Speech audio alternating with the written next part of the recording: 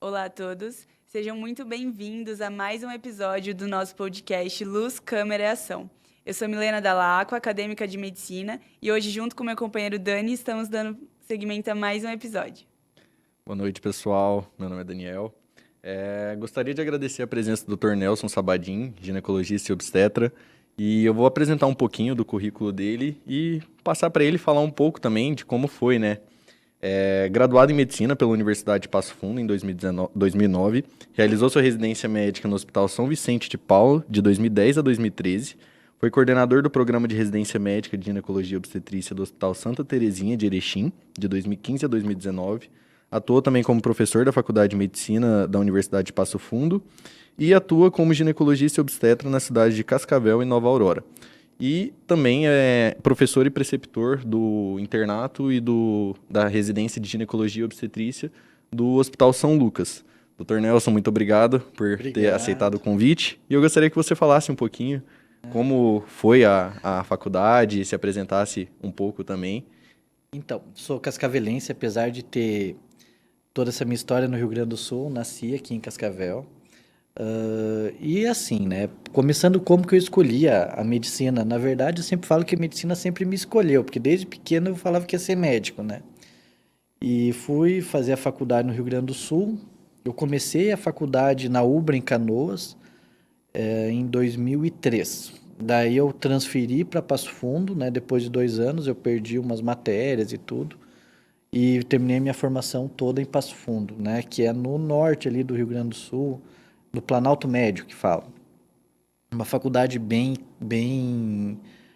conservadora, uma faculdade, a primeira turma formou em 1975, então uma faculdade Já tinha bem, história. isso, com bastante história, é considerada a melhor faculdade de medicina particular no Rio Grande do Sul, então é uma faculdade bem conceituada, sabe?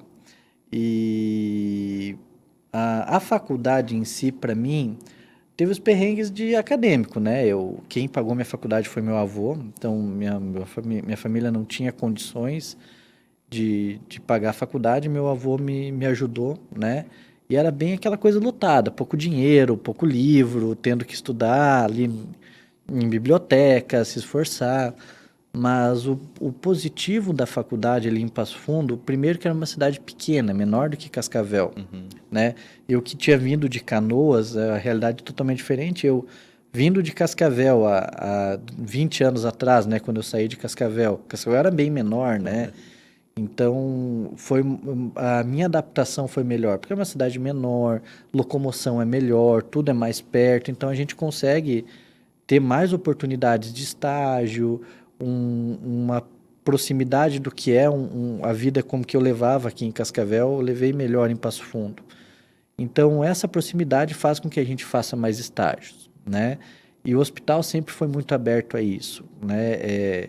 Desde ali do segundo ano eu já fiz estágio na emergência na Liga do Trauma, fiz estágio de cardiologia, e várias outras coisas. Então, e é importante para o acadêmico essa parte de estágio, de colocar a mão na massa desde o início. Então, ficar no hospital, ir na UBS, se familiarizar com a medicina, porque é o que a gente vai fazer, né? Provavelmente a maioria, o resto das nossas vidas, né? Então, a gente vai acordar de manhã, a gente vai fazer medicina. A gente vai dormir no outro dia, vai fazer medicina. A gente estudou para essa profissão, né? Então, a parte de estágios, a parte da proximidade disso, eu acho que foi muito bom da minha universidade, né, lá em Passo Fundo. Primeiro porque o hospital era na frente ali do campus, né? Um sonho, né? Então, tipo, a gente saía, às vezes, da aula e fazia o plantão. Na minha época era menos UBS, né? Tava começando essa parte desse currículo mais voltado para o generalismo. Então, a gente tinha ainda muita aula em hospital, né? Praticamente toda a faculdade foi intra-hospitalar.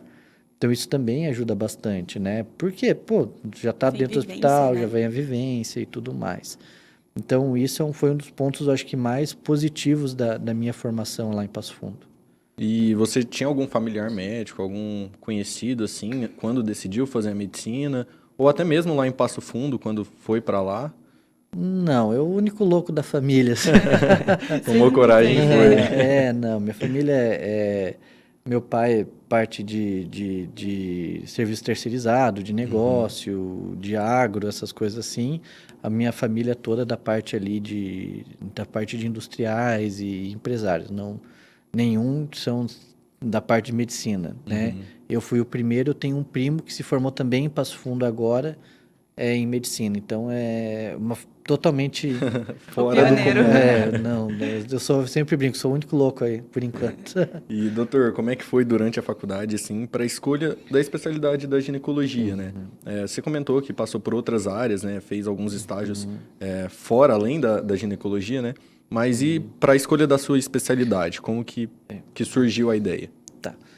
Primeiro, quando a gente entra na faculdade, eu tinha uma visão, né, que como não tinha nenhum familiar da área, eu pensava primeiro em ser médico. Então, vamos aproveitar ao máximo essa faculdade, por ser uma faculdade particular, por ter um alto custo. Eu falei, não, vamos aproveitar ao máximo essa formação, né? E eu sempre brincava que se eu fosse, por exemplo, cardiologista, eu ia ser médico cardiologista. Então, a gente não pode ultrapassar as coisas. Durante a faculdade, eu não gostava de gineco. Né?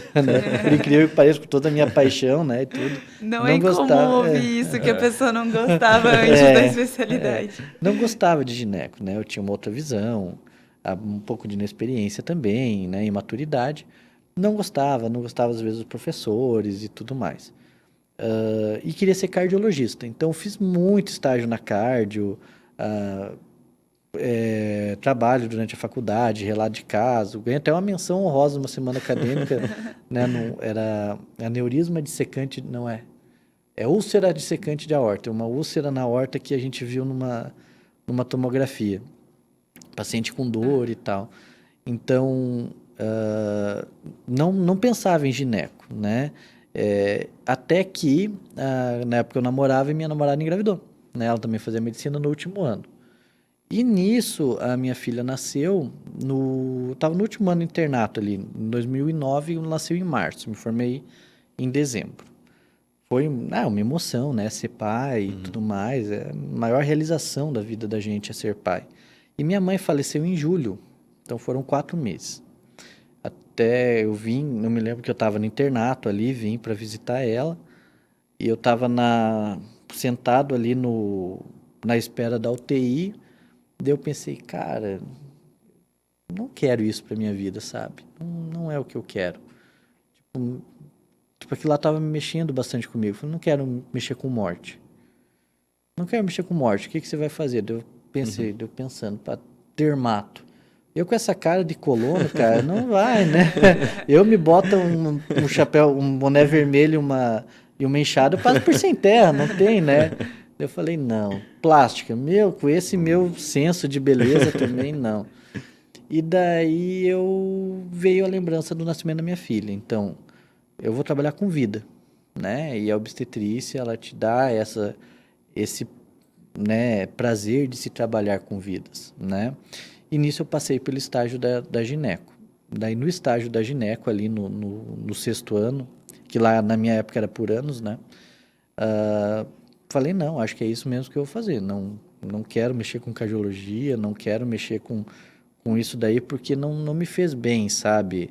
A parte da doença da minha mãe, o falecimento, a situação, eu falei, olha, eu não quero mexer com isso. Não que não tenha situações de desfecho negativo em ginecologia, em obstetrícia, mas é bem menos, por exemplo, numa cardiologia, numa oncologia, numa hematologia. Então, eu pensei assim, olha, então eu vou trabalhar com vida. E me encontrei, sabe? A gente vê muitos colegas, às vezes no início da carreira era mais, logo depois a gente sentando, conversando, daí uns falando, hoje eu faria anestésio, hoje eu faria tal coisa. Daí me perguntavam, o que você? Eu falei, cara, não mudaria nada. E eu vi que eu mesmo me apaixonei e me encontrei, foi um dia que estava numa discussão lá de o que cada um ia fazer se ganhava na loteria, né? Então, aquelas coisas de família. Meu irmão, tava meu pai na época, tava meus ex-sogros lá e tal. Eu não ia trabalhar, eu não ia... E eu sentado quieto, de repente, tá aí... Porque meu pai é Nelson Antônio, a família me chamou de Fabiano. Tá, e você, Fabiano, o que você faria? Eu falei, nada. Se você ganhar na loteria, eu falei, eu ia trabalhar igual na segunda-feira. Não é isso que me move, eu falei. Tipo, não é porque eu ia ganhar na loteria, eu iria parar de trabalhar. Sim. Talvez eu ia usar um pouquinho, algumas coisas a mais eu fazia, não iria mais fazer, mas o grosso da coisa eu ia fazer. Porque eu não estava mais naquela situação só pelo financeiro. Então, mesmo se eu tivesse o financeiro, eu não iria mudar a minha rotina. Porque eu Se percebeu apaixonado me pelo que apaixonei faz, pelo né? que faz. Já tinha E até criado hoje, gosto, né? e até hoje eu falo, né? Me pergunto, nossa, se você fosse milionário, não ia mudar. Talvez ia melhorar uma coisa no consultório, ficar mais diferente, ter um aparelho diferente no consultório, mas nada que muito diferente Mas voltado para a especialidade, para minha né? especialidade, sabe? Então, claro, né, você tem que ter uma visão que é uma coisa diferente que a gente não tem na medicina, que é uma visão de negócio diferente. Totalmente. Então, por exemplo, investir em outras áreas, mas eu não deixaria de ser médico. Eu acho que isso, na minha cabeça, nunca eu deixaria de ser ginecologista obstetra. Mesmo se eu ganhasse na loteria, mesmo qualquer situação, nada me faria eu me afastar do que eu Largar. faço hoje. Então, Bacana. acho que isso que é o mais interessante. Doutor, e nesse processo, então, que você escolheu essa especialidade, a escolha do serviço que seria a sua residência, chegou a cogitar outras opções? Como que foi essa época para você? Na verdade, tinha uma criança pequena Sim. e a minha esposa, na época, fazendo faculdade. Então, eu não tinha muita opção, né? Sim. Mas eu acredito que, assim, quando você tem opções, né? A primeira visão que você tem que ver é onde você quer voltar a trabalhar, né? Eu não tinha opção, por quê? Porque imagine, eu tinha uma criança de 9 meses, né? Casado, então tinha responsabilidades que eu precisava estar ali, né? E a mãe dela fazendo a faculdade, não tinha como eu me afastar ou ficar longe. Então, a minha escolha foi ficar em Passo Fundo, muito voltado a isso. Se eu não tivesse isso, eu teria ficado em Passo Fundo? Provavelmente não, né? Primeiro, por quê? Porque te limita muito a visão. Então, por exemplo, é legal você ter feito a faculdade e a residência no mesmo lugar? Em parte, sim, porque a maioria dos professores, preceptores já te conhecem, então, e tem um protecionismo, né? Então, como eu já, né, imagina, fui professor lá, onde que eu me formei, onde que eu fiz a residência. Então, e a gente sabe, quando você vem de fora, você fica olhando meio assim, né? Que nem, por exemplo, aqui que tem aquela polarização de HU e FAG, né? HU e São Lucas ali na parte da GO, então, e a maior parte dos ginecologistas da cidade tem uma formação dentro de um desses hospitais da cidade, a gente fica, pô, o cara vem de outro lugar, vem com uma outra visão. Então, claro que você tem que quebrar uma bolha e acho que isso é o bom. Isso faz com que você tenha desafios, né?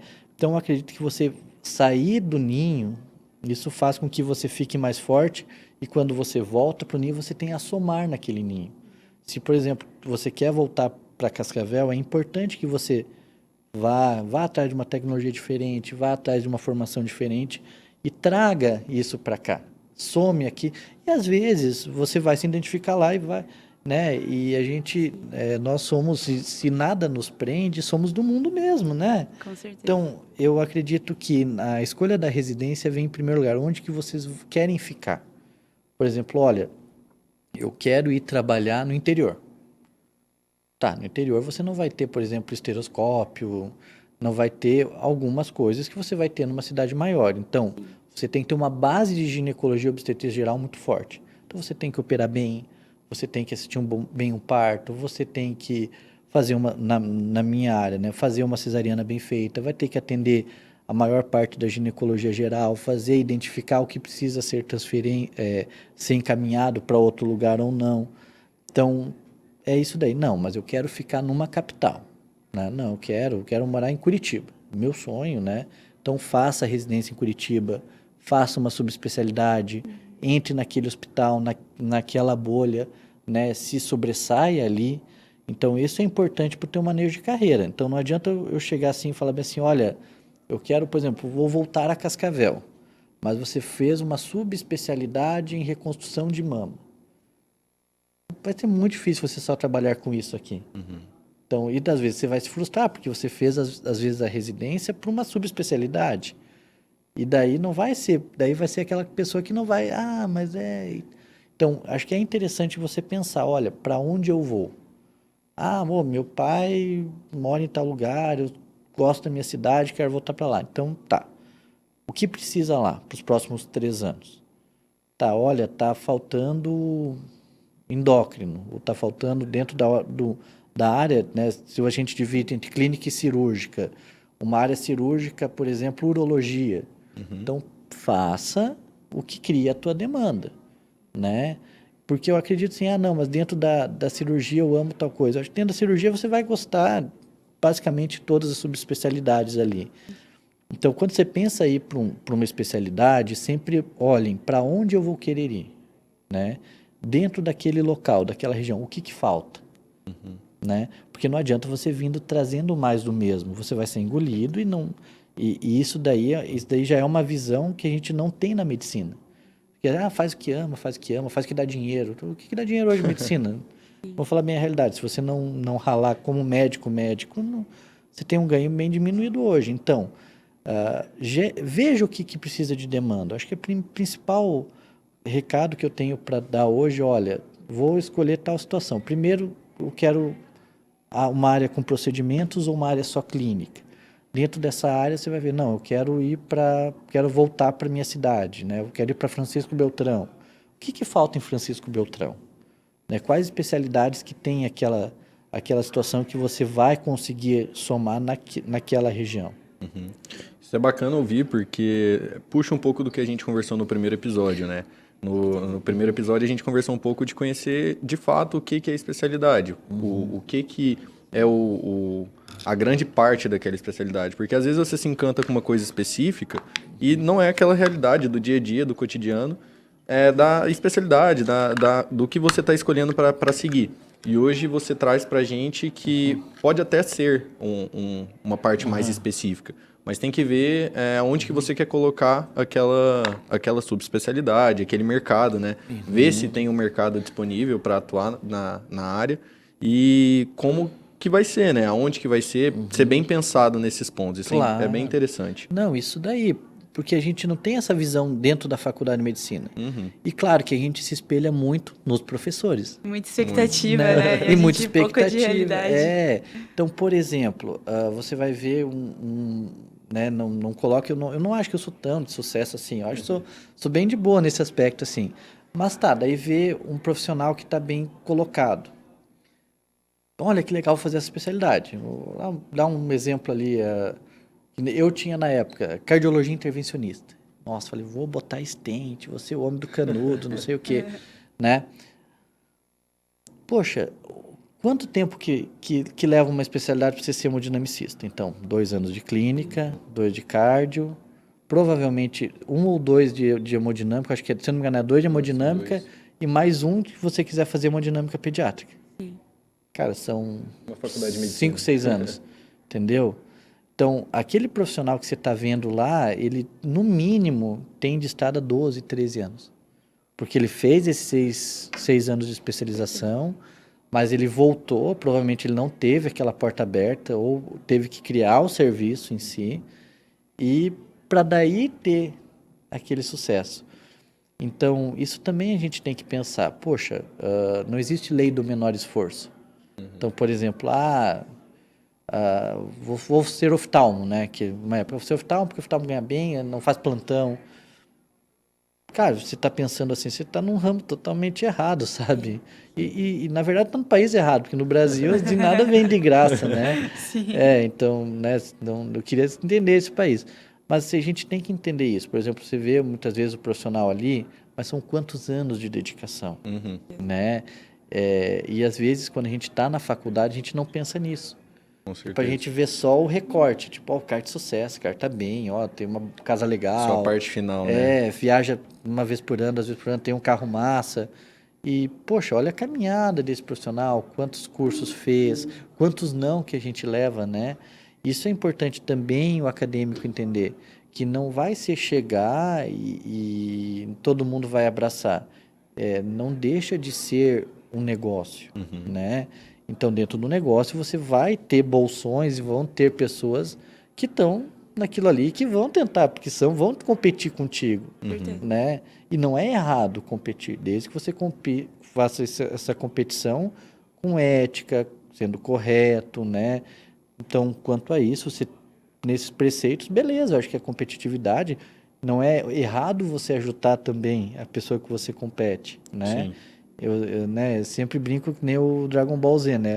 O Goku deu uma semente dos dedos pro céu, né? Ainda, não, vai lá, fica inteiro. É isso mesmo, se for pra gente ser o melhor, que seja o Evoluir melhor, juntos, né? evoluindo juntos, sendo o melhor assim, tipo, a gente tá competindo, beleza, mas eu tô aqui também para te ajudar, né? Ninguém, entendeu? A competição tem que ser saudável e tem que ser visando o quê? O paciente, tá? Então não adianta você competir pelo ego entre você e o teu colega. Não, eu só faço competição porque eu quero o melhor pro paciente, né? Se o colega está competindo pelo ego dele, fuck yourself, né? Mas eu quero o melhor pro paciente, eu quero que evolua o atendimento a paciente. O pensamento final tem que ser no paciente, Sempre né? o paciente. Porque senão você perde o porquê de ser médico. Entendeu? Né? Porque a gente é médico pelo quê? Para cuidar das pessoas. Claro que a gente precisa pagar conta, claro que vai ter que especificar, isso vai ser tudo isso daí. Mas eu acho que a competição é saudável no momento que você visa o paciente, o atendimento final. Né? E isso que a gente também tem que ir mudando a visão. Legal. E sobre, já puxando, né, que você contou um pouquinho pra gente, esses primeiros meses pós-formado, você já entrou direto na residência ou você deu alguns plantões por fora antes? Como que foi esse processo, suas vivências nessa época pós-formado, assim? Era um perrengue, perrengue. Então, eu entrei direto, então logo depois que eu me formei, já prestei a prova, já passei na residência, então eu acabei em dezembro de 2009, em fevereiro de 2010 eu já estava na residência. Eu fiz muito bico na residência. Não façam, pelo amor de Deus, não façam isso, tá? Pessoal, talvez foi uma das falhas minhas, né?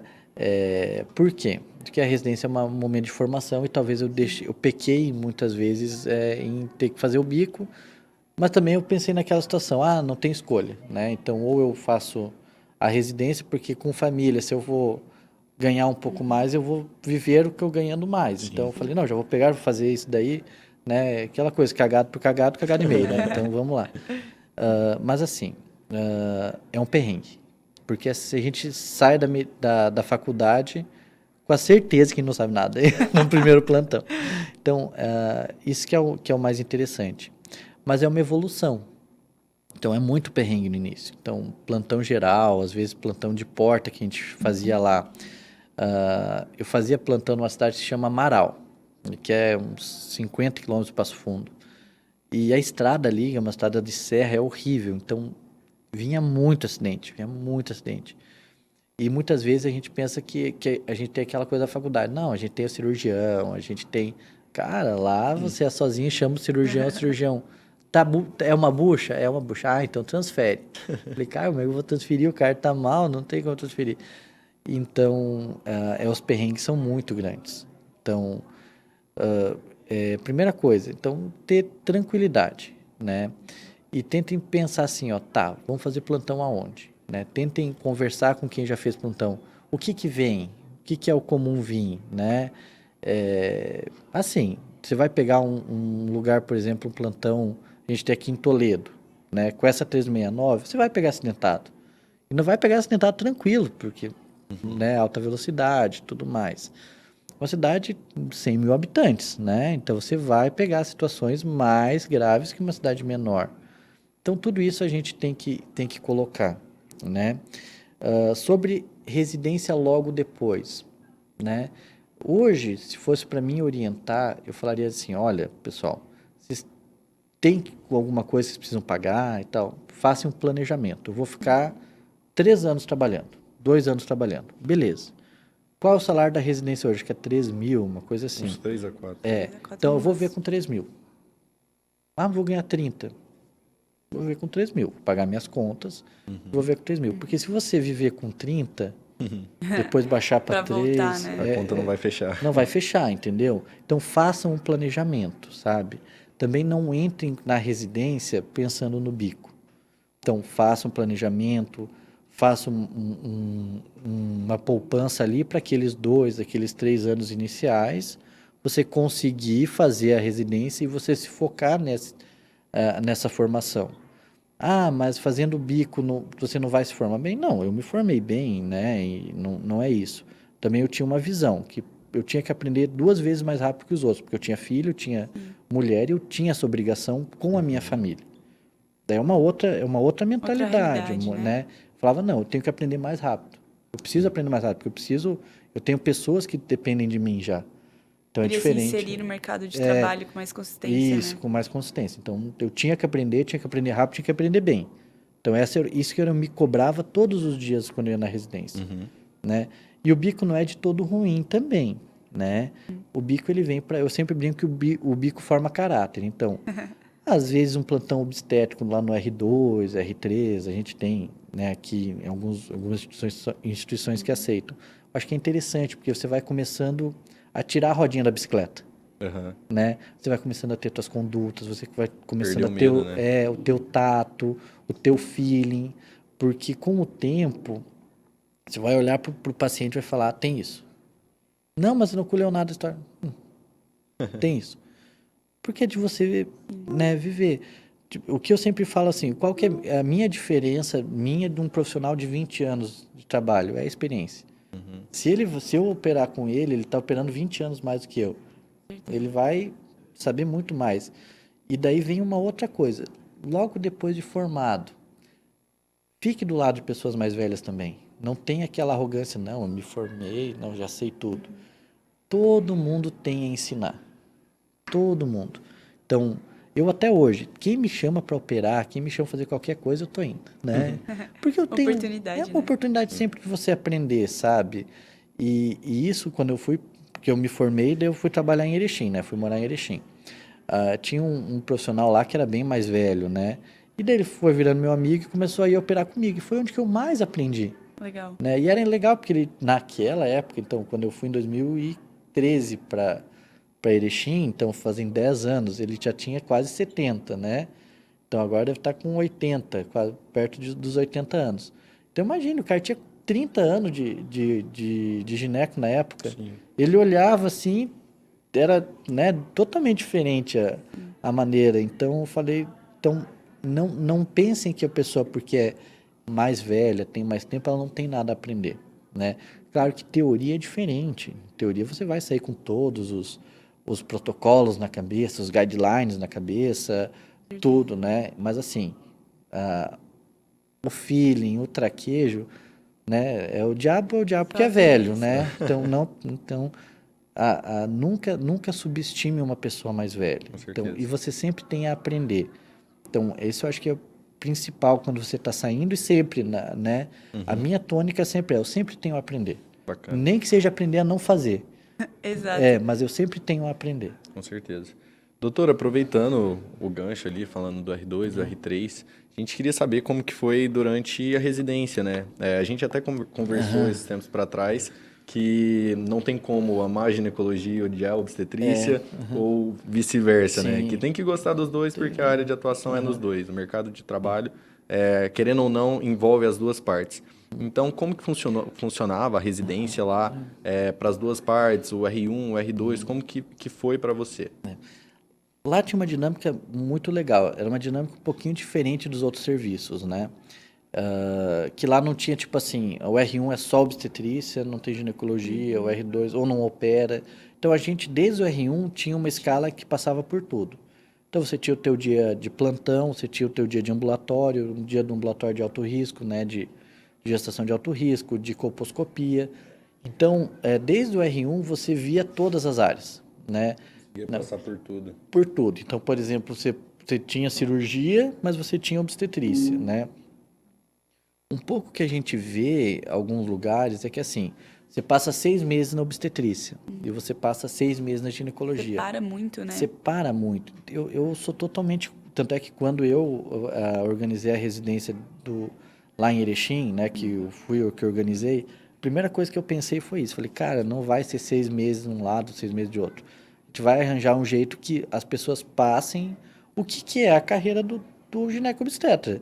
Eu não tenho... Hoje é meu dia de obstetrícia. Hoje é meu dia de gineco. Não, cara, você vai fazendo. Tem dias que você tem cirurgia, tem a cesárea. Tem dias que você tem o corrimento e tem a gestação, e eu acho que é importante você inserir o médico o residente na realidade da especialidade dele, né? Porque senão a gente vai criar uma outra bolha que daí quando ele vai sair dessa bolha vai levar mais uma pancada, né? Então, a residência é a melhor fase do médico. Eu acho muito massa, sério mesmo. Façam residência, gente. É sofrido, é doído, né? Tem perrengue, tem... Mas, cara, você é médico e você tem alguém para te orientar. Então, coisa mais massa, né, cara? Tipo... Ainda tem uma ajuda. você tem uma ajuda. Então, se você se... Tem os dois lados bons ali. Isso. Pô, se você tá na dificuldade, você tem alguém para chamar. Hoje eu não tenho. Socorro. Né? Claro, a gente tem alguns colegas que ajudam sempre. Mas a residência é isso. É um crescimento não só profissional, mas muito pessoal. Então, a residência ela não é fácil, né? Principalmente o R1 de qualquer coisa. Mas é um crescimento profissional e hoje na ginecologia e obstetrícia eu acho que quanto mais atividades mistas, por exemplo, não acho que não tem que ficar só todo dia indo no hospital fazendo obstetrícia, porque é um saco também, né? E você não vai fazer tipo plantão todo dia na tua vida, a maior parte. Você pode até ser um rotineiro, né? Mas é mais Muito difícil, incomum. né? Muito incomum. Então, poxa, faz o cara mudar, assim. Pô, às vezes o cara levou uma pancada na obstetrícia, deixa o cara respirar, que é o que acontece às vezes. A gente tem resultado ruim, a gente tem um parto difícil, né? Mas no outro dia você vai operar. Beleza, você vai levar uma pancada na cirurgia também, né? Mas daí outro dia tem um consultório. Legal. Né? Varia, Então, né? Varia. Então, essa variedade, né? E muito difícil o gineco-obstetra não gostar disso, né? Porque é da especialidade. Então, faça isso na residência. Faça com que, desde o primeiro dia que ele vai acompanhar uma cirurgia. Nem que seja ficar segurando um afastador, mas ele está em campo. Está sentindo energia. Então, eu sou muito a favor disso, né? Eu sou muito contra, assim, cirurgia ginecológica só a partir do R2. Eu acho que desde o primeiro dia o cara tem que estar no centro cirúrgico. Desde o primeiro dia o cara tem que estar no centro obstétrico. Né? Não ter assim, tipo assim, só o R2 faz a cesárea. Não, você tem que olhar se o cara tá com aquele fogo no olho ali, não quer fazer, vamos lá. Vamos fazer junto. Porque é isso que faz a pessoa gostar também, né? Recarrega o profissional, né? Isso aí. Poxa, vamos lá, vamos fazer, vamos junto. Né? Então, se você fica muito aquela coisa, não, 6 meses, 2 meses, todo dia no hospital, 2 meses, todo dia no ambulatório. Eu acho que isso faz com que a residência fique maçante, sabe? Então, Isso é interessante até para sentir o crescimento na área, né? Porque a gente vê isso até no internato, nas nossas rotinas de internato, que varia bastante, que pegando partes das matérias, das práticas, né? Do atendimento ao paciente ali, a gente consegue criar um gosto maior, às vezes, por uma especialidade específica, por outra. Porque, igual você falou, tem áreas e situações que são muito cansativas, muito maçantes. E, às vezes, pode até gerar um afastamento, né? Às vezes, levar um pensamento de que não era a escolha certa. E isso é interessante. não, e outra coisa, você está num ciclo cirúrgico, né? O residente fez uma esterectomia hoje. Daí ele só vai operar de novo daqui 2 meses. O que ele gravou? Sim. Né? Não, você tem que, desde o primeiro dia, né? Por quê? Porque no R3 ele tem que estar fazendo, né, com o auxiliar e tudo. Eu falo fazendo sozinho, não pode sozinho, né? Mas com certa auxiliar. proficiência, né? Claro, Saber o que tá fazendo. pelo menos explicando o que está acontecendo, né? Então, não é só fazer. Eu sempre, quando converso com os residentes, falo, não é só fazer. Por exemplo, vamos fazer uma cesárea. A primeira coisa, cesárea hoje é filmada. Então, você tem que fazer bonito. Então, você tem que fazer explicando para alguém. Tipo, você tem que entender que o que você está fazendo, você tem que explicar. Então, não é só fazer a esterectomia. Você tem que fazer e saber cada coisa que você está fazendo. Eu acho que isso que é o principal. Isso que faz com que diminui complicação e tudo mais. Como você disse, às vezes a gente, né, acadêmico, estamos ali no internato, só segurar um afastador. Mas enquanto você está só segurando um afastador, você percebe todo esse processo. É aí que você vai adquirindo todo esse conhecimento das etapas e deixar tudo mais automático, passo a fluido, passo. né? Não, e vocês? Já entraram em cirurgia? Vocês lembram da primeira cirurgia que vocês entraram? Eu entrei para colocar um stent. E você, Dani? A primeira foi uma cirurgia da ortopedia, uma fratura de pé. A primeira cirurgia que eu entrei foi no HPS em Porto Alegre. Eu estava ainda ali, que eu fiz um ano em Canoas, 2 anos em Canoas, né? Estava no final do primeiro semestre. Aí tinha um veterano que, não, estou no plantão no HPS, vamos, Nelson. Falei, vamos. Fui. E entrei numa cirurgia de uma trombose mesentérica. Nunca vou esquecer. Né? Eu não sabia nada, nem tinha que estar ali, né? E entrei lá, né? Foi a primeira cirurgia que eu acompanhei. E ainda contaminei tudo, quase. Quem Imagina, nunca, né? quem não, né? Então, e foi muito massa, assim. Então, quando eu sou muito a favor do acadêmico entrar, sabe? E entrar nem que seja ficar paradinho assim, né? Porque é a energia da coisa, sabe? Então, e vocês, é aquela situação do forjar o profissional, né? Antes, quem nunca teve contato, assim, não sabe o que é uma cirurgia, tem muito mito, Com toda né? certeza. Tem muita coisa. Então, quando você vai entrando, você vai vendo, vai tirando aquele endeusamento, Nem respira, né? Nem Vai respira, contaminar. passa mal, né? Isso é normal. Quem não passou mal em cirurgia, eu acho que é interessante. Eu sou a favor do acadêmico estar sempre. Claro que hoje, né, a formação médica em geral no Brasil está voltada para o ambulatório, né? Eu não vou discutir essa estratégia, né? Que é uma estratégia nacional, não, né? Do Ministério da Saúde, do MEC, tudo. Mas eu acho que as horas dentro do hospital são muito importantes. Hora dentro de centro cirúrgico, para qualquer especialidade. Mas eu vou fazer endocrinologia, né? Vou fazer nutrologia agora que está na moda. Cara, vai, né? Você vai ser médico nutrologia. Então, entenda como é que é se paramentar. Entenda, para até você orientar a tua paciente de uma maneira correta, Sim. né? Então, acho que o acadêmico, eu sou muito favorável, assim, quando qualquer acadêmico me acompanha ou tá junto, eu estou operando, fala, não, entra. Ah, mas já tem 5 em campo. Ah, entra. Onde tem 5, entra 6. Entra 6, olha aí. Porque é aquela energia, sabe? Sim. Aquela situação, poxa, a gente está aqui, olha, eu estou fazendo diferença. E não é incomum o acadêmico sai, você vê o acadêmico, pai, tem cirurgia. A empolgação. A empolgação. Então, isso é muito legal, né? Porque eu passei por isso, eu acho que... Então, eu não faço aquela linha do médico xarope assim, não, só entra 1, 2. Cara, tem que entrar, eu vou lá falar, vou explicar. Quem me acompanha também, ou vai junto comigo em Nova Aurora, que eu também faço parte cirúrgica do CISOP, entra junto, instrumenta. Eu sempre falo bem assim, ó, vê 2 vezes, na terceira entra junto, vamos lá. Porque eu acho que isso que é o legal, né? Assistir um parto, estar junto, parar um nenê, né? Então, isso faz com que você se apaixone pela medicina em si, né?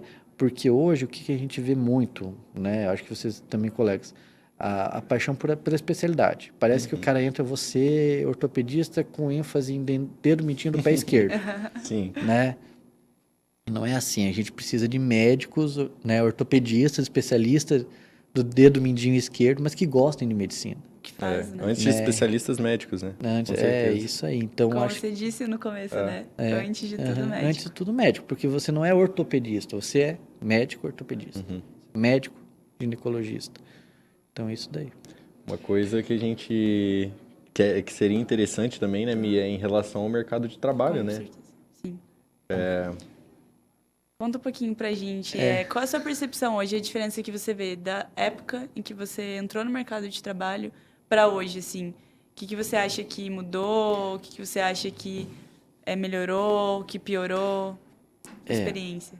Olha, eu já sou de umas 3 gerações para frente de vocês, né? Sim.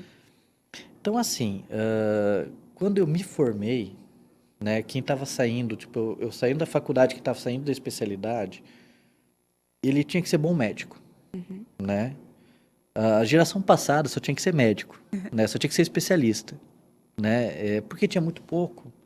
Então, você não tinha aquela procura quem é bom, quem é ruim. Então, quando eu me formei médico, quem estava saindo da especialidade tinha que ser bom médico. Ponto, né? Se dava muito bem. Aí eu me formei especialista. Eu tinha que ser bom médico e ter empatia, né? Isso em 3 anos. Não estou falando um halo de tempo de 10 anos. Sim. Agora vamos para hoje, 10 anos depois. Você tem que ser bom médico, extremamente bom médico, tecnicamente. Você tem que ter empatia, em primeiro lugar. Você tem que ler o teu paciente. O que é ler o paciente? O que ele quer? O que ele espera do teu atendimento, né? E você tem que ter a mídia social. Então, hoje, só o ser médico é muito pouco, né? Sou um bom médico. É muito pouco. Você já está muito atrás. Que na parte de obstetrícia, né? Principalmente. Eu assisto parte de parto humanizado, equipe multidisciplinar e tudo mais. Mas você tem que ler aquela família. O que aquela família quer? Ninguém se pergunta, quer que nasça um neném? Não, é muito pouco. O que eles esperam desse O momento, que né? eles esperam desse momento? O que eles esperam dessas 40 semanas? Então, hoje o futuro é isso. É você ter o que a gente chama de soft skills, que não se aprende na faculdade. É saber conversar com uma pessoa, é saber não só falar de medicina, não só ficar nessa bolha. É ler, por exemplo, você vai atender, né? Claro que estou falando de um recorte de consultório particular, é bem diferente. Mas você vai atender da pessoa que trabalha no campo, como você vai atender o cara que é multi-empresário. Você vai ter que conversar com os dois e você vai ter que ler os dois. Então, essas soft skills que você tem que aprender, né? E o médico hoje tem que entender que isso é importante para a carreira dele. E soft skill não é em confraria. Soft skill é você olhar no olho da pessoa e entender o que ele quer, o que ele está pensando, né? E isso é o mais importante, acho que hoje, né? A leitura, né? Você tem que ser bom médico, isso independente, né? Então, na minha área, por exemplo, que é a gineco-obstetrícia, principalmente obstetrícia, é isso, é você ler, né? A paciente quer o parto normal. Será que ela quer o parto normal ou ela quer o evento do parto normal? Ela quer o respeito, ela quer ser acolhida, ela quer ter alguém que acompanhe ela até o final, né? Então, é isso que é. Tem pacientes que querem isso, tem pacientes que querem uma outra experiência. E você vai ter que lidar com uma e com outra. E tem nichos de mercado também, né? O meu nicho de mercado é tal. Por exemplo, a cesariana. Não, meu nicho de mercado é cesariana. Então, seja bem claro também. Então, fique, né, pegando aquela pessoa que é de um outro nicho, segurando, no final, não vou fazer isso. Aí também não está exercendo o seu papel, Não, né? não está exercendo papel. Então, ser bem claro na tua forma de atender, ter essa leitura e é aquela coisa, ser empático, né? Ter a mídia social. A mídia social não é ser blogueiro, mas o médico tem sim que dar conhecimento, de orientar, de fazer aquilo uma utilidade pública. Eu acho que a gente ajuda muito no momento que você orienta sobre um exame de pré-natal, orienta sobre um sintoma. Você não vai fazer uma consulta, né? Mas você vai, assim, ter algumas orientações até para aquela pessoa, né, que vai procurar um outro profissional, né?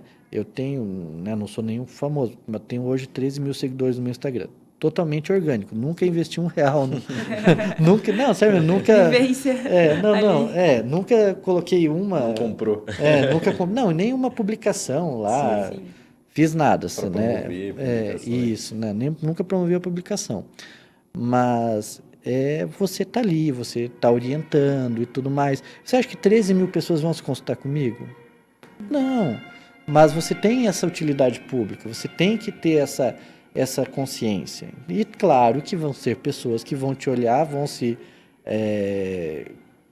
o santo vai bater contigo e vai ser atendido por você. Então, acho que é importante isso, né? Mas hoje, no mercado de trabalho médico, você tem que ter soft skill. Você tem que... E não é soft skill de um médico, sabe? Aquela sensação, não, tem que ser amiguinho de médico. Não, caralho! Você tem que ser... Quem que é importante? O teu paciente. Né? O colega, ele é teu colega, como qualquer outro colega de trabalho. Mas você tem que visar o teu paciente. Você tem que ter soft skill com o teu paciente, né? Então, claro, você vai precisar de ajuda de outros colegas. E claro que não vai ser com todo mundo. Você não tem que ser o... Não. Vai ter pessoas que você vai se dar bem, vai ter pessoas que você não vai ter esse contato. Mas sempre é com o paciente. Legal. É bacana ver isso, né, doutor? Porque a gente vê hoje em dia ainda é muito novo, como você disse, não foi 10 anos, em 3 anos já teve grandes saltos, né, na postura do médico. E a gente vê hoje uma confusão entre ser blogueiro e ao mesmo tempo ter que ser médico e ser investidor e ser tudo ao mesmo tempo. A gente vê que tá todo mundo nessa ansiedade, nessa confusão de quem sou. E é legal ver você falando qual é a sua visão da postura do médico hoje frente às redes sociais, né?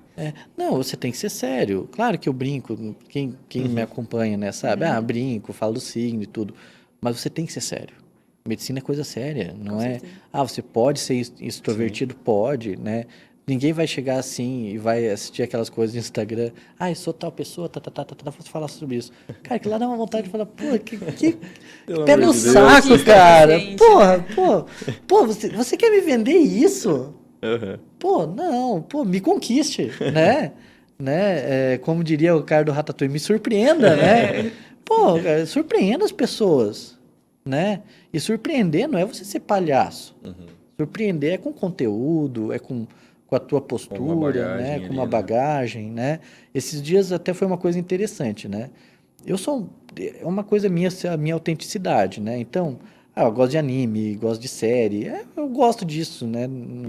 E eu tinha uma época que eu sempre estava muito alinhado, só que a rotina ficou muito pegada, né? Então, eu comecei a não ir mais de gravata no consultório, às vezes estava de abrigo. E daí eu falei, não, pera lá, eu tenho que mudar essa postura, né, dentro do consultório. E mudei, tá? Comecei camisa e tal, tudo certinho, tá? E postei assim, daí numa das perguntas, uma paciente. Vi que tá de camisa, não sei o quê. Daí eu falei, tô tentando, né, me alinhar um pouquinho mais, eu acho que, né? E daí foi o mais engraçado. Eu fiz uma enquete, né? Eu acho que 70 e poucos por cento das pessoas que me acompanham gostam daquela autenticidade. Então, gostam do Nelson com a camiseta de anime, que isso não é o importante para demonstrar Não diz sobre o profissional, né? isso, não, isso daí não muda a tua, como é que eu vou dizer, a tua qualidade de Sim. atendimento, a tua postura, a tua referência.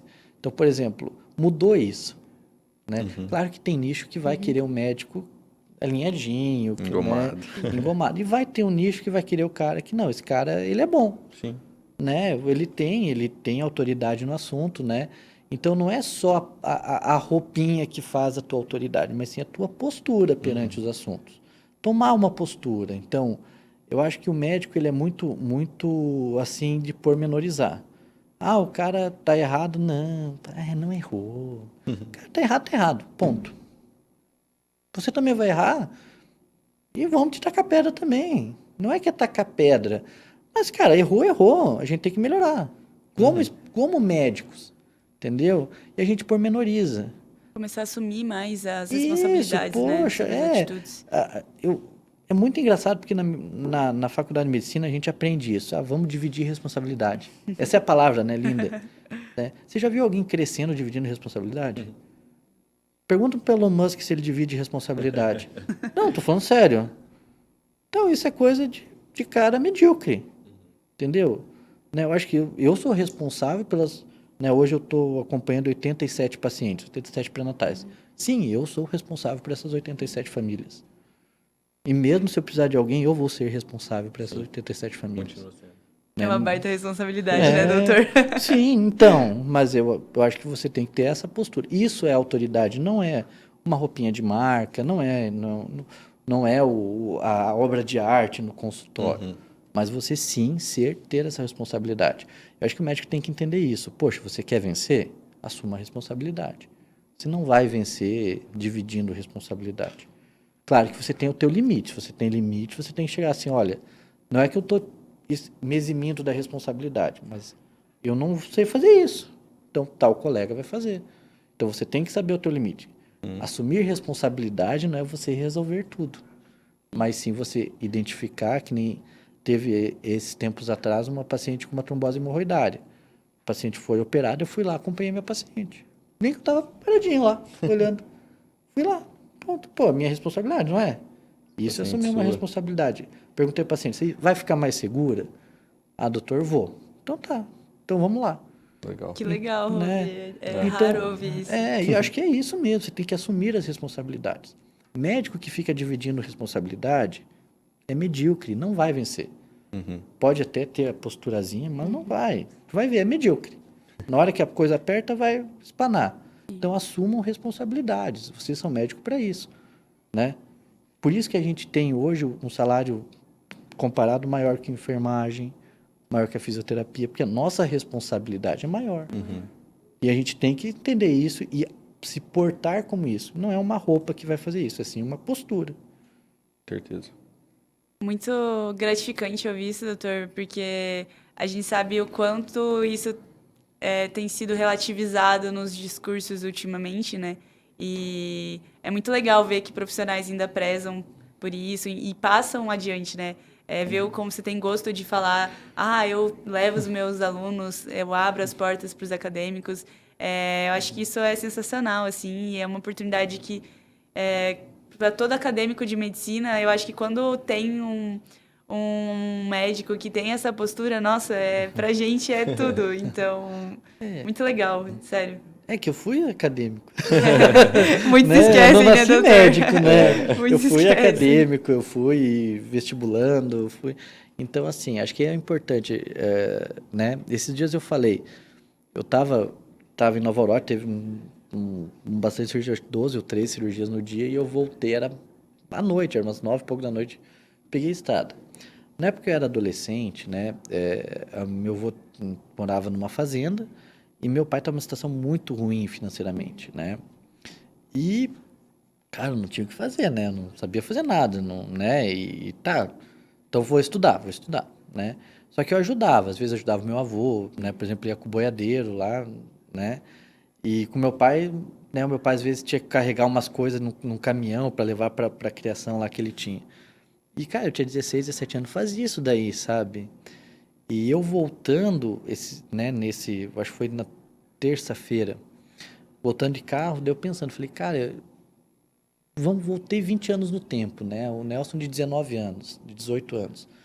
Cara, eu não imaginava isso, sinceramente. Eu não eu me imaginava médico, beleza, mas não me imaginava com uma família, às vezes, não me imaginava com as pessoas vindo ao meu consultório, né?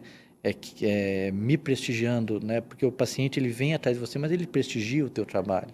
Então, quem entra no meu consultório, quem me procura é porque me prestigia o meu trabalho. Então, pensando há 20 anos, eu falei, cara, ó, aquele Nelson, ele queria... Cara, o sonho dele era assim, cara, se formar, né? Pô, viver bem, tipo, entendeu? Né? Na época a gente tinha um problema em casa com o chuveiro, ter um chuveiro que esquentasse em casa, né? Cara, então, e vai crescendo, né? Tudo isso. E a gente é imaturo, que nem, né? Vocês têm 20, 21, 22 anos, né? Então, Um pouquinho mais. são Mas essa jovens, faixa, sim. nessa fase dos 20 aos 30, né? Sim. Então, vocês são jovens, o mundo é de vocês, sabe? Então, eu sempre brinco assim, que na fase que eu tô hoje, eu tô mais pensando nos meus filhos, né? Daqui 10 anos ter neto, né? Daqui 20 anos eu também me cuidar, né? Que a gente tem um ciclo médico também, né? Não é que nem jogador de futebol com 30 anos se aposentar, mas é um trabalho físico, é um trabalho Sim. psicológico, né?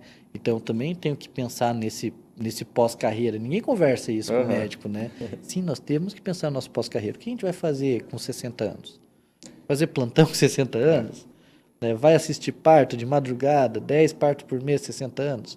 Não tem, não vou ter saúde, né? Panorama. E isso, então, hoje esse Nelson, de 20 anos depois, está pensando nisso, né? Então, pensando, poxa, o que daqui 20 anos, como é que eu vou fazer?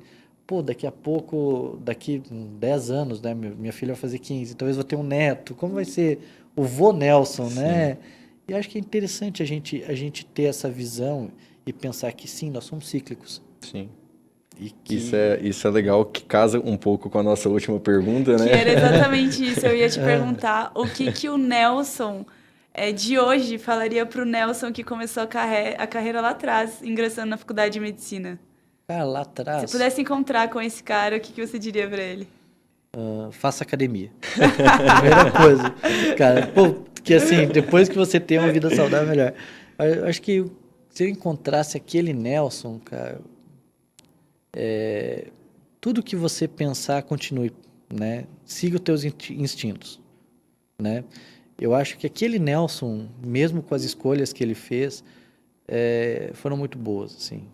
Então, se eu chegasse assim e falasse, olha, cara, se vem na tua cabeça, pega e faz. Continua. Continua, né? Continue a nadar. Isso. Continua, cara, continua. Porque assim, você pode estar no meio da tempestade, ela vai passar. E não é porque está no sol, no bonito, se prepare porque uma tempestade vai vir, né? E acho que é principalmente isso que eu ia falar para aquele Nelson de 20 anos atrás, entrando na faculdade e tal. Cara, continua, cara. Vai em frente, seja você, tenha responsabilidade, né? Tenha uma postura ética, né? E a ética não é para o colega, né? Tem uma postura ética para com você, para com suas convicções, entendeu? Acho que isso que é o principal. Então, eu acho que isso que é o mais importante. Seria o principal. Mas é legal essa pergunta. Mas eu acho que principalmente isso. Porque né, que nem eu falo, eu não me acho o cara de mais sucesso no mundo e tal. Não, eu acho que tem pessoas com muito mais sucesso, pessoas que eu respeito enormemente dentro de Cascavel, fora de Cascavel, né, que são meus exemplos, né? E o que eu acho que, assim, eu sou muito bem resolvido na minha carreira. Eu acho que tem algumas coisas que eu quero mudar, lógico, que eu estou trabalhando, mas eu acho que eu tenho muito orgulho do que eu me tornei. Isso é a primeira coisa. Então, se eu olho para trás, assim, da minha parte de carreira profissional, eu acho assim, poxa, em todo lugar que eu fui, eu mudei o jogo, sabe? Então, por exemplo, em Passo Fundo, quando você dá aula, mudei a coisa lá. Fazer a Erechim, diferença por onde passa. onde que eu passei? Erechim. Poxa, Erechim eu montei uma residência, né, cara? Que é uma coisa... Que orgulho, né, doutor, Né, olhar pô, para trás e ver uma trajetória dessas? Poxa. Daí, pô, vem para Cascavel, muitas coisas hoje que se falam em assistência ao parto, não faziam antes de eu chegar, sabe? Sendo implementado. Sendo implementado. Tipo a história da placenta, sabe? Do carinho da placenta. Eu que comecei a fazer aquilo. E é muito legal. Febre, né? Tipo, eu me lembro que me brincava que era placenteiro, que eu comia placenta, né? E daí, imagine eu chegando, né? Isso daí em 2020, né? 3 anos atrás. Cascavel, eu com uma bolsinha, um monte de pincel e tinta. Os caras me tiravam sarro, né? Então, beleza. Então, né? Deixou sua marca. Deixei a marca hoje em dia. Então, eu acredito que quando você olha para trás e vê isso, que você não foi medíocre, Vale a pena. vale a pena. Legal. Né? É o que te faz continuar, né, doutor? Você leva a pancada? Vai levar. Mas o que é melhor? Você levar a pancada e dar fruto? Ou te esquecerem lá, você nem sombra faz, sabe? Então, acredito que é uma das coisas que me motiva, né? Essa situação de mudar a forma de atender, mudar aquele meio que inserir você tá uma coisa envolvido. nova naquele ambiente que você vive. Legal. Doutor, para a gente encerrar então, sobre o mercado financeiro na GO, o que as pessoas que pensam na ginecologia e obstetrícia podem esperar de retorno, assim? Óbvio que existem profissionais e profissionais, depende muito de cada um, mas o que dá para esperar da especialidade? Primeira coisa, da ginecologia e obstetrícia é uma das especialidades com mais processos. Então, não dá para se ter medo disso. Então, não dá para se pautar a tua carreira com esse medo, porque é ali, você trabalha numa situação em que se der alguma coisa errada, você vai ter que se explicar, ponto, acabou, né? Então, É isso. É isso. Mas a gineco-obstetrícia ela é muito variada. Então, você tem o procedimento, você tem a clínica, você tem muitas formas de monetizar. Então, você tem o ultrassom, você pode fazer o curso, você tem a videocirurgia, você tem a cirurgia, você tem a obstetrícia. Então, da parte financeira da GO, ela é muito vasta, né? Eu acredito que assim, né, tirando situações como cirurgião plástico e tudo, que a monetização é diferente, dermatologia, acredito que gineco está ali em terceira força, sabe? Porque mesmo se pensar em endócrino é só consultório, né? E até você conseguir uma carta de clientes privada, né? Ou se você pensar uma consulta de plano hoje, um ticket médio torno de R$100, tira 27,5%, que em alguns planos é pessoa física. Paga o teu consultório, o que sobra de uma consulta? Né?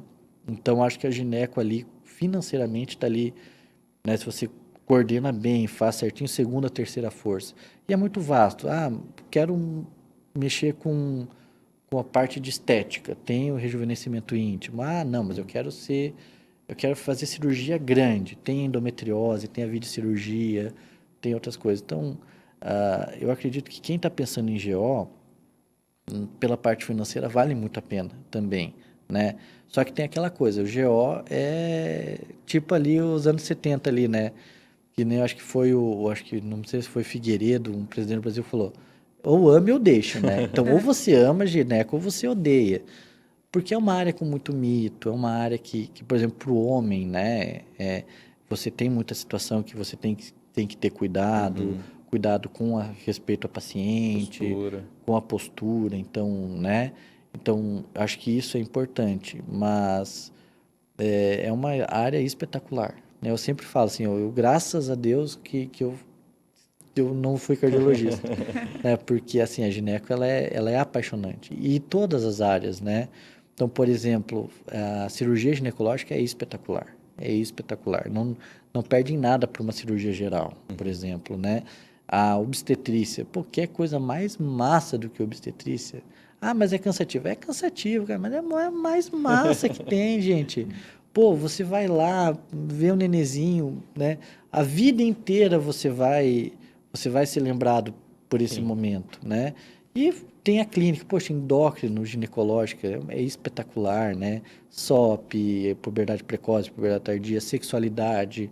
Então, pô, você tem uma especialidade que você vai de terapeuta, ampla. né? É um universo, né? É um universo. Então, eu falo meio assim, ó, quem tá balançando para GO, nem balança mais, já vai direto. Já vai. Já entra em caminho. Legal. Legal, doutor. A gente queria agradecer a sua presença aqui. Muito obrigado, foi um bate-papo super legal.